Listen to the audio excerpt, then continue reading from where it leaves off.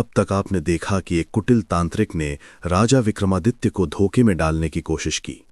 उसने दावा किया कि वो तंत्र विद्या से राज्य की सेवा कर सकता है और इसके लिए राजा से शमशान से बेताल को लाने को कहा। विक्रम साहस के साथ बेताल को लेकर आए, लेकिन तांत्रिक के असली इरादे कुछ और थे। उसने विक्रम को ऐसे मंत्र पढ़ने को कहे जो राजा को बंधन में डाल देते। बेताल ने सच्चाई बताकर विक्रम की जान बचाई। तांत्रिक अपनी हार के बाद हवा में गायब हो गया और धमकी देकर गया कि वो वापस आएगा। अब आगे की कथा। आज की कथा का शीर्षक है बेताल का रहस्य और तांत्रिक का प्रतिशोध। तांत्रिक के गायब होने के बाद महल में अजीब सा सन्नाटा छा गया था। विक्रमादित्य अभी भी उस घटना को समझने की कोशिश कर रहे थे जो अभी अभी घटी थी। उन्होंने बेताल की ओर देखा जो अभी भी वहीं खड़ा था। विक्रम ने बेताल से पूछा कि उसने उनकी जान क्यों बचाई। बेताल ने मुस्कुराते हुए कहा कि राजन, सत्य और न्याय के पक्ष में खड़े होना मेरा धर्म है। उसने बताया कि वो तांत्रिक बहुत दिनों से उसे अपने वश में करने की कोशिश कर रहा था। बेताल ने विस्तार से बताया कि वो तांत्रिक कोई साधारण व्यक्ति नहीं है, बल्कि एक शक्तिशाली काला जादूगर है। उसका नाम कालनेमी है और वो सदियों से जीवित है। उसने कई राजाओं को धोखा देकर उनकी शक्ति हड़पी है। विक्रम ने आश्चर्य से पूछा कि कालनेमी का उद्देश्य क्या है। बेताल ने बताया कि कालनेमी एक प्राचीन शाप के कारण अमर है, लेकिन वो हमेशा दूसरों की शक्ति चुराकर ही जीवित रह सकता है। उसने विक्रम जैसे न्यायप्रिय राजा की शक्ति हड़पने की योजना बनाई थी। बेताल ने यह भी बताया कि कालनेमी अकेला नहीं है। उसके साथ कई अन्य तांत्रिक और राक्षस हैं जो उसकी सेवा करते हैं।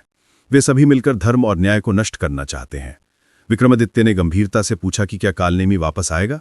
बेताल ने सिर हिलाकर कहा कि निश्चित रूप से आएगा और इस बार वो पहले से कहीं अधिक खतरनाक होगा। उसने चेतावनी दी कि राजा को तैयार रहना होगा। अचानक महल के चारों ओर तेज हवा चलने लगी, दीपक बुझने लगे और अंधकार छाने लगा। विक्रम और बेताल दोनों समझ गए कि कुछ अशुभ होने वाला है। आसमान में काले बादल घिर आए और बिजली चमकने लगी। महल के प्रांगण में अचानक एक विशाल आकृति प्रकट हुई। ये कालनेमी था, लेकिन अब वो अपने असली रूप में था। उसकी आंखें लाल थीं, बाल बिखरे हुए थे और शरीर पर काले निशान थे। उसके साथ कई राक्षस और भूत प्रेत थे। कालनेमी ने गर्जना की कि राजा विक्रम ने उसका अपमान किया है और अब उसे इसकी सजा भुगतनी होगी।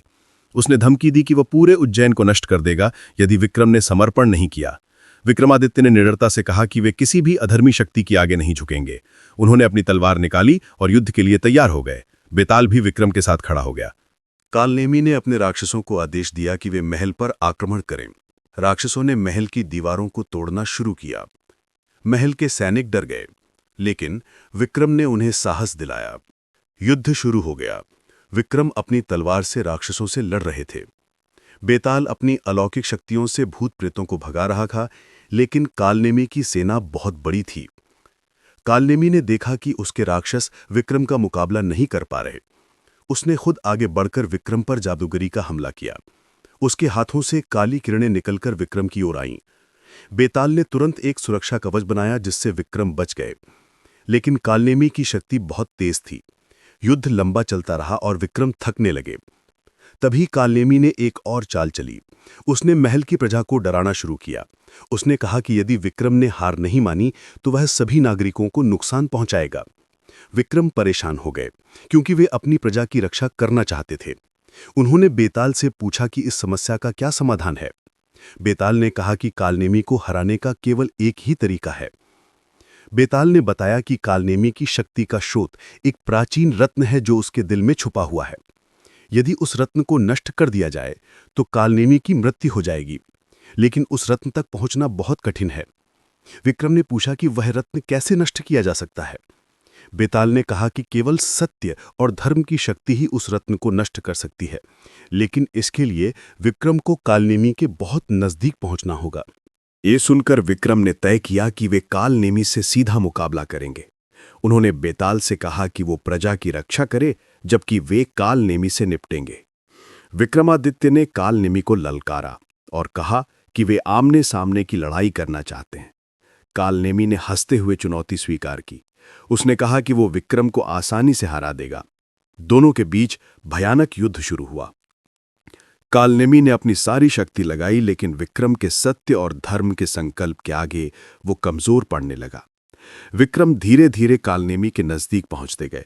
अचानक एक अवसर देखकर विक्रम ने अपनी तलवार कालनेमी के दिल में भोंक दी। कालनेमी चिल्लाया और उसके शरीर से तेज रोशनी निकली। प्राचीन रत्न टूट गया और कालनेमी जमीन पर गिर पड़ा। लेकिन मरते समय कालनेमी ने कहा कि उसकी मृत्यु के साथ ही एक भयानक शाप सक्रिय हो जाएगा।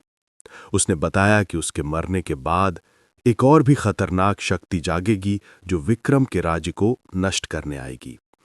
कालनेमी की मृत्यु के बाद उसकी सारी सेना गायब हो गई।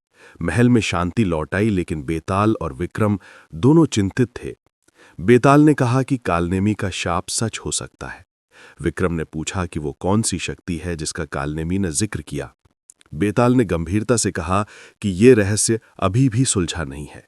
उसने बताया कि प्राचीन ग्रंथों में ऐसी शक्तियों का वर्णन है जो केवल महान योद्धाओं की मृत्यु के बाद ही जागती हैं।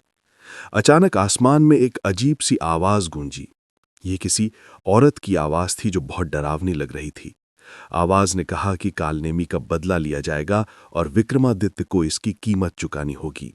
बेताल ने चौंकते हुए कहा कि ये आवाज किसी सामान्य शक्ति की नहीं है। उसने बताया कि ये किसी प्राचीन डायन या महाशक्तिशाली चुड़ैल की आवाज लग रही है। विक्रम ने साहस के साथ आसमान की ओर देखकर कहा कि वे किसी भी चुनौती का सामना करने को तैयार हैं, लेकिन उनके मन में भी डर था कि कहीं ये नई शक्ति उनकी प्रजा को नुकसान न पहुंचाए। रात गहरी होती जा रही थी और महल के चारों ओर एक अजीब सा माहौल था। हवा में कुछ अशुभ संकेत थे जो आने वाले खतरे की चेतावनी दे रहे थे। कालनेमी के मरने के बाद जो रहस्यमयी आवाज सुनाई दी, वो किसकी थी? क्या वाकई कोई और खतरनाक शक्ति विक्रम के राज्य को निशाना बना रही है? बेताल ने जिन प्राचीन शक्तियों का जिक्र किया, क्या वे सच में जाग चुकी हैं? उत्तर मिलेगा तीसरे अध्याय में।